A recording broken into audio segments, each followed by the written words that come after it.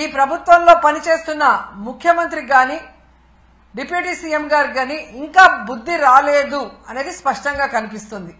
ఎందుకంటే ఇన్సిడెంట్ జరిగి 6 మంది చనిపోయి 3 రోజులు అవుతున్నా ఇంకా తన మనుషుల్ని కాపాడుకునే ప్రయత్నంలోనే ముఖ్యమంత్రి డిప్యూటీ సీఎం గారు మాట్లాడుతున్న విధానాలు గమనించి అందరూ అసహించుకుంటున్నారని కూడా ఈ సందర్భంగా తెలియజేసుకుంటున్నా. ఎందుకంటే తిరుమలలో ఎప్పుడూ కూడా ఇలాంటి ఘోరమైన దుర్ఘటన జరగలేదు. చంద్రబాబు నాయుడు ఏ ముహూర్తాన ముఖ్యమంత్రి అయ్యాడో ఈ టీటీడీ అలాగే వెంకటేశ్వర స్వామి పరువు ప్రతిష్ట దిగజారిపోయేలాగా ప్రతి ఒక్క కార్యక్రమం చేయటం మనం కళ్ళారా చూస్తున్నాం. నిజంగా ఈరోజు ఎంత బాధాకరం అంటే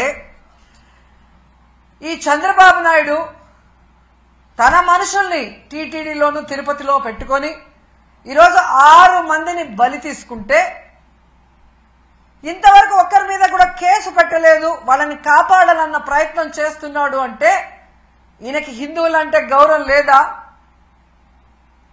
ఈయనకి భక్తులంటే గౌరవం లేదా? వాళ్ళ ప్రాణాలకి విలువ లేదా? ఎంత సిగ్గుచేటో ఒకసారి మీరు ఆలోచించండి. ఈరోజు చంద్రబాబు నాయుడు తనకి రోజు భజన చేసే నాయుడు గారినేమో టీటీడీ చైర్మన్ చేసుకున్నాడు. తన గత ఓఎస్డీ వెంకయ్య చౌదరినేమో అడిషనల్ ఈఓగా పెట్టాడు. మళ్ళీ జేఈఓగా కూడా పోస్ట్ ఇచ్చాడు. జేఈఓ అనేది ఒక సీనియరు అనుభవం ఉన్న వ్యక్తికి ఇవ్వాల్సిన పోస్టుని ఏ అనుభవం లేనివాడు, భక్తి లేనివాడు, భక్తుల మీద ప్రేమ అభిమానం లేనివాడికి ఇచ్చాడు అంటే దానికి కారణం వెంకయ్య చౌదరి అవటమేనా అని నేను అడుగుతున్నా.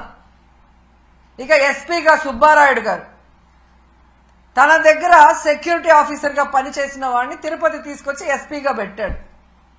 ఇలా నీకు సేవ చేసే వాళ్ళని పెట్టుకొని భక్తులకి సేవ చేయాలన్న ఆలోచన వాళ్ళకి లేకుండా చేసి ఈరోజు 6 మంది చనిపోవటానికి 60 మంది గాయపడటానికి కారణమైన వాళ్ళని ఇంతవరకు కేసు పెట్టకుండా కాపాడాలన్న ప్రయత్నం చేస్తుంటే చంద్రబాబు నాయుడిని ఏమనాలో ఒకసారి మీ అందరూ కూడా ఆలోచించుకోవాలి.